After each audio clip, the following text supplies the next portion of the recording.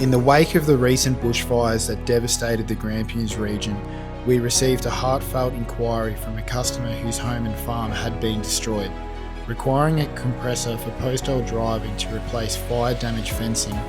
Hearing his story truly moved us.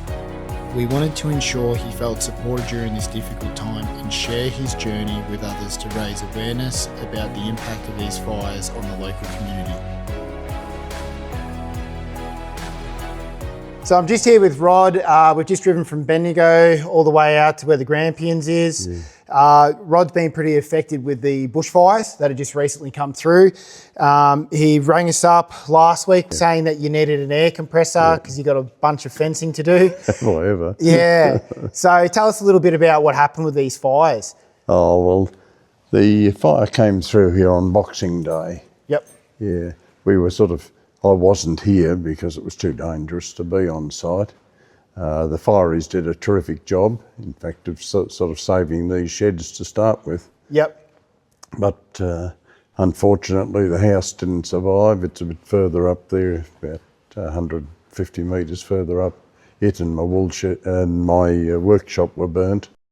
There's some damage to the wool shed, but the main damage is to fencing. Yep. Yeah. How many kilometres of fencing do you think are affected? Well, there's a bit over 6 kilometres of boundary fencing, which was a high fence, and there's about 12 or 15 kilometres of internal fencing that's all going to have to be replaced, because once the fire burns the wire, then the wire will just deteriorate, and after 2 or 3 years it just rusts away.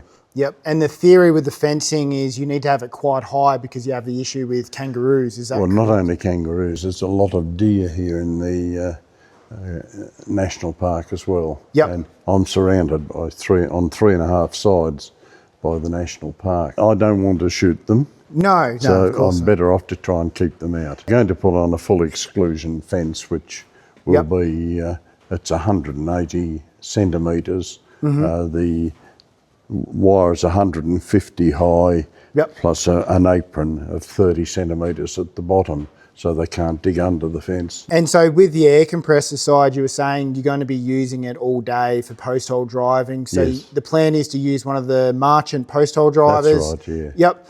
And you're going to be operating that for quite, I would imagine. Well, it'll take quite some time. Yep. And as well as that, if the Blaze Aid boys, which are going to help doing the fencing, if they need to borrow it to do jobs on other places, I'm quite willing to allow them to do that. I guess a big shout out to those guys then as well, because obviously, they've been terrific. Community support's a big thing. And as I said, once I heard your story, we at Peerless obviously felt like it was a necessity to drive it out here for you.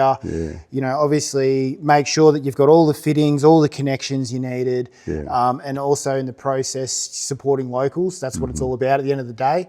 Again, I wish you all the best with getting all your fences repaired as well. And again, if you ever have questions that you need answered at any time, feel free to contact us. Thanks very much, Joe. All right. Thanks for your time too. Appreciate it. Thank you.